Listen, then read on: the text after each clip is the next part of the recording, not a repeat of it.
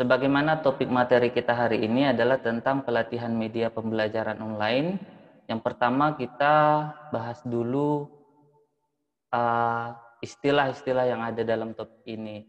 Pertama, media ya. Tadi sudah dijelaskan oleh Ibu Ketua Prodi, Ibu Haja Zuleha, bahwa media itu bisa berarti pengantar, suatu alat, sarana, ataupun saluran komunikasi, ataupun bisa juga berupa non-benda.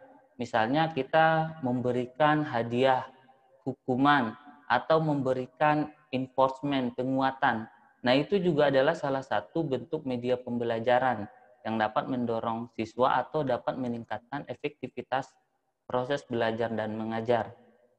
Nah, namun demikian, media itu sering kita kenal dengan sesuatu yang berupa alat atau benda. Baik itu alat ataupun benda yang by utilization, yang kita manfaatkan apa adanya, seperti benda-benda yang ada di sekitar sekolah, di sekitar rumah siswa, ataupun by development gitu ya, dengan pengembangan gitu ya, dengan cara dirancang by design. Nah, seperti misalnya program komputer, slide PowerPoint, nah itu media-media yang kita rancang, ataupun video pembelajaran yang sedang marak kita gunakan pada pembelajaran online ini.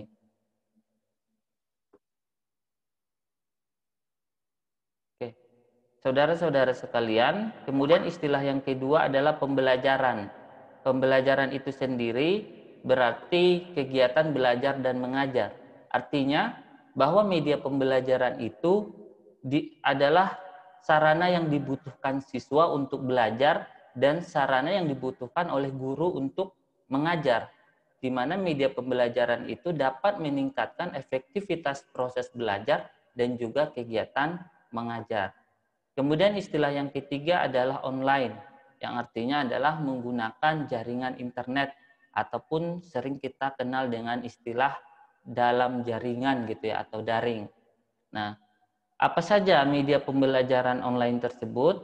Nah, di sini saya mencoba mengklasifikasinya. Pertama, saya mengambil dari aspek authoring tools. Jadi media pembelajaran online itu ada yang bersifat alat untuk membuat sebuah media digital. Misalnya Google Dokumen. Kita membuat dokumen itu menggunakan Google Dokumen ataupun program paket Office seperti Microsoft Word, PowerPoint, Excel, dan program yang lain. Authoring tools yang lain adalah canva.com. Nah, situs web canva.com ini bisa kita gunakan untuk membuat infografis atau post seperti poster ataupun slide PowerPoint dan media visual yang lain. Kemudian ada juga program CorelDRAW yang bisa kita gunakan untuk membuat media visual seperti infografis dan poster. Kemudian authoring tools yang lain adalah untuk membuat video digital. Misalnya kita menggunakan program yang gratis, yaitu program Format Factory untuk membuat rekaman video screencast, rekaman video pembelajaran, di mana wajah si pengajar dan rekaman layar komputer itu terekam dalam satu kali rekaman. Kemudian ada program Bandicam. Program Bandicam ini juga cukup ringan digunakan untuk komputer-komputer spek rendah. Nah, ini bisa digunakan untuk membuat video pembelajaran dengan mengganti latar belakang video kita menggunakan file yang lain atau gambar yang lain, misalnya dengan slide presentasi. Kemudian ada KineMaster. Program KineMaster ini adalah sebuah program editing video yang bisa digunakan pada sistem Android atau di smartphone. Nah, kemudian media pembelajaran online juga bisa kita lihat dari aspek distribution tools ya. Nah, program distribution tools itu yaitu alat yang digunakan untuk menyajikan materi pelajaran kepada siswa atau mengirimkan materi pelajaran kepada siswa. Misalnya melalui email atau Google Drive, kita upload di Google Drive, kemudian linknya kita broadcast, kita kirimkan ke siswa. Atau bisa juga menggunakan Google Classroom ya. Nah, kemudian ada juga grup WhatsApp. Nah, ini juga marak digunakan karena sederhana sekali. Kemudian bisa juga menggunakan grup Facebook ataupun grup-grup media sosial yang lain seperti Line, WeChat, atau bisa menggunakan YouTube. Nah, videonya kita upload di YouTube, kemudian link videonya kita share kepada siswa. Kemudian distribution tools yang lain bisa menggunakan situs web atau blog ataupun Google Site. Nah, ini program-program gratis yang bisa kita gunakan untuk menyajikan materi kepada siswa. Kemudian media pembelajaran online juga menurut saya bisa dilihat dari aspek managing tools, yaitu alat yang digunakan untuk mengelola pembelajaran. Misalnya ada Google Classroom, bisa kita gunakan sebagai media diskusi, forum. Di situ ada fitur forum yang di dalam forum itu kita bisa berdiskusi dengan siswa dan diskusi itu terekam, bisa dibaca ulang. Kemudian ada Edmodo. Nah, Edmodo juga hampir sama dengan Google Classroom, memiliki fitur forum, memiliki fitur penugasan, dan memiliki fitur penyajian kuis dan penyajian materi pembelajaran. Nah, ini ada Google Classroom buatan Google, Edmodo itu kalau nggak salah itu buatan perusahaan teknologi pendidikan di Eropa. Kemudian ada juga Moodle. Nah, Modular Object Oriented Dynamic Learning Environment. Ini adalah sebuah program yang paling populer di dunia yang digunakan untuk mengelola pembelajaran online. Namun perbedaannya, Google Classroom itu tidak memerlukan server karena semua file-file yang diupload di Google Classroom itu akan tersimpan di Google Drive. Begitu juga Edmodo. Edmodo, perusahaan teknologi pendidikan ini sudah menyediakan server sehingga guru bisa langsung menggunakannya tanpa membutuhkan sebuah website ataupun server. Berbeda dengan Moodle. Moodle ini membutuhkan sebuah situs web atau server, di mana biasanya Moodle ini digunakan oleh sekolah-sekolah ataupun kampus-kampus, mulai dari Harvard University, ITB, UI, dan UIN Wali Songo Semarang juga menggunakan Moodle ini sebagai e-learning di kampusnya. Nah, mesinnya adalah Moodle atau dikenal dengan sistem e-learning. Nah, ini sangat terkenal sekali karena dia gratis dan memiliki fitur yang sangat banyak namun membutuhkan sebuah server. Kemudian yang tidak kalah populer juga ada situs web, ada program psikologi ya. Nah, ini psikologi cukup populer juga dan memiliki fitur yang cukup lengkap. Kemudian ada juga, bisa juga media pembelajaran online itu kita lihat dari aspek online meeting tools, alat untuk mengadakan pertemuan daring. Nah, apa saja contohnya? Tadi sudah disebutkan oleh Ibu Zuleha, ada Google Meet, ada Zoom Meeting seperti yang sekarang kita gunakan ini, dan ada juga Jitsi Meet. Nah, Google Meet ini tentunya adalah program yang gratis digunakan untuk 100 partisipan ya, maksimal 100 partisipan. Nah, dan tanpa batasan waktu. Zoom Meet juga adalah program yang gratis, namun dibatasi hanya sekitar 40 menit ya kalau nggak salah. Nah, kemudian ada Jitsi Meet. Nah, Jitsi Meet ini juga adalah program gratis seperti Google Meet ya, tanpa batasan waktu. Nah, itu beberapa program yang bisa, itu beberapa program media pembelajaran online yang bisa kita gunakan untuk membantu kita dalam melaksanakan pembelajaran online di masa pandemi ini ataupun pasca masa pandemi ini. Selanjutnya, ada beberapa program pengolah gambar digital, Bapak Ibu. Nah, seperti yang saya sebutkan tadi, nah kita bisa menggunakan PowerPoint. Ya, saya pikir setiap laptop itu pasti memiliki PowerPoint ya. Dan PowerPoint ini Bapak Ibu, selain bisa digunakan untuk membuat slide presentasi, seperti slide presentasi saya ini, juga bisa digunakan untuk mengolah gambar digital. Kenapa? Karena dia memiliki fitur Picture Tools ya, alat gambar yang bisa digunakan untuk mengolah gambar. Dan bahkan dia juga memiliki fitur screen recording atau slide recording yang bisa digunakan untuk merekam dan membuat sebuah video pembelajaran. Jadi program PowerPoint itu sangat canggih sebenarnya. ketika kita optimalisasi fitur-fiturnya, itu bisa kita gunakan untuk mengolah gambar digital ataupun membuat sebuah video pembelajaran yang sederhana, atau bahkan bisa digunakan membuat sebuah video animasi pembelajaran.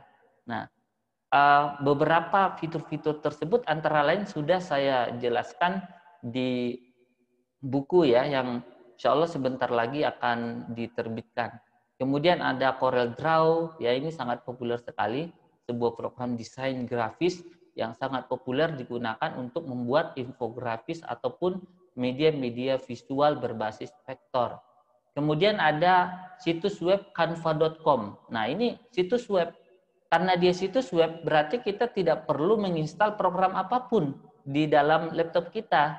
Kita hanya cukup buka websitenya, kemudian login, dan kita bisa membuat sebuah media visual. Nah, dan kemudian ada program perekam dan pengedit video, Bapak Ibu. Nah, ini program perekam dan pengedit video digital. Nah, karena dia media pembelajaran online, berarti harus bersifat digital supaya bisa didistribusikan melalui jaringan internet atau online ya. Nah, apa saja? Nah, ada Bandicam. Nah, ini programnya sangat ringan, bisa digunakan di netbook ataupun di laptop-laptop spek rendah. Nah, program ini bisa di-download di www.bandicam.com, dan cara penggunaannya itu bisa diakses di video tutorial ini. Ini ada link video tutorialnya, ada di channel YouTube saya, nah bisa dilihat di situ. Nah, kemudian Bandicam ini juga memiliki versi gratis selama 30 hari, dan apabila sudah melebihi batas versi gratis, Bapak Ibu nanti tetap bisa menggunakannya, cuma hanya 10 menit saja dalam membuat video pembelajaran. Kemudian ada program yang benar-benar gratis, yaitu program Format Factory. Program ini dulunya hanya digunakan untuk mengkonvert video, tapi sekarang ternyata sudah bisa membuat video pembelajaran, merekam video pembelajaran, dan sekaligus memotong dan mengedit videonya. Program ini betul-betul gratis tanpa batasan waktu dan bisa di-download di www.pcfreetime.com. Nah, ini situs resminya. Kemudian ada program yang berbasis smartphone. Nah, ini sebagian Bapak Ibu guru ataupun saudara-saudari mahasiswa ternyata tidak memiliki komputer ataupun laptop. Yang dimiliki hanya smartphone. Nah, bagi pengguna smartphone tetap bisa membuat video pembelajaran, yaitu menggunakan program KineMaster. Nah, program ini bisa di-download di Play Store atau di App Store ya untuk pengguna Apple ya. Nah, selanjutnya ada program Camtasia. Nah, ini program yang sangat populer ya dan memiliki versi gratis selama 30 hari. Nah, ini bisa di-download di testmeet.com, situs webnya Camtasia. Nah, program ini menurut saya sangat canggih dan cukup lengkap untuk membuat sebuah video pembelajaran, mulai dari merekam sampai mengeditnya. Dan ya, seperti video-video yang ditampilkan ruang guru, itu bisa dibuat menggunakan program Camtasia ini. Begitu juga dengan program KineMaster juga bisa ya. Nanti kita akan praktekkan setelah pemaparan ini. Nah, sedikit lagi pemaparan. Kemudian ada program kuis daring. Nah, program kuis daring seperti Quizizz ya, quizizz.com. Nah, program ini adalah berbasis website sehingga tidak perlu Bapak Ibu tidak perlu menginstal program apapun, cukup buka Google Chrome-nya, kemudian buka situs web quizizz.com, lalu Bapak Ibu login, dan Bapak Ibu sudah bisa langsung membuat sebuah kuis yang menarik, kuis yang mirip seperti game, sehingga dengan kuis itu para siswa-siswi itu akan merasa semangat dalam belajar, dalam menjawab kuis-kuis yang disajikan. Kemudian ada Google Forms ya. Google Form ini juga bisa digunakan untuk membuat kuis yang sederhana. Di samping juga biasanya digunakan untuk mengisi formulir ataupun membuat sebuah lembaran survei. Kemudian ada juga Microsoft Form buatannya Microsoft. Nah, ini mirip dengan Google Form, tapi jumlah jenis-jenis soalnya tidak sebanyak Google Form. Nah, Microsoft Form ini juga cukup populer digunakan untuk membuat sebuah kuis sederhana. Nah, jadi kita bisa pilih nih ada 3 program gratis yang bisa digunakan untuk membuat kuis daring. Tiga-tiganya ini gratis. Kemudian program pendistribusian materi. Nah, tadi ada Google Classroom, kita bisa upload dokumen, video, audio, file di Google Classroom. Kemudian ada Google Drive. Nah, bisa juga melalui Google Drive atau melalui blog ya, bagi Bapak Ibu yang suka ngeblog. Nah, itu bisa digunakan sebagai media penyajian atau pendistribusian materi. Kemudian ada YouTube ya. Ini mahasiswa-mahasiswi dan guru-guru sekarang banyak yang jadi YouTuber pasca dengan adanya pandemi ini ya.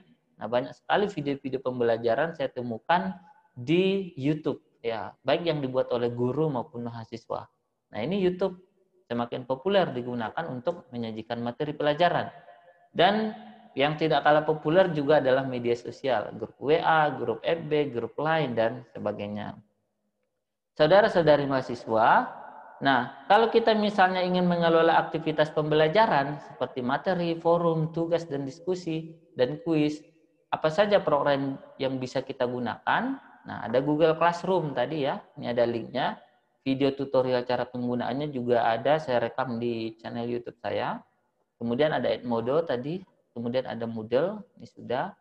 Kemudian program pertemuan daring juga, nah ini cukup populer ya. Nah, ini ada link-linknya. Nah, bisa kita akses langsung di situs webnya. Dan 33J ini gratis ya. Cuma Zoom itu dibatasi hanya selama 40 menit atau 30 menit kalau nggak salah ya. Nah,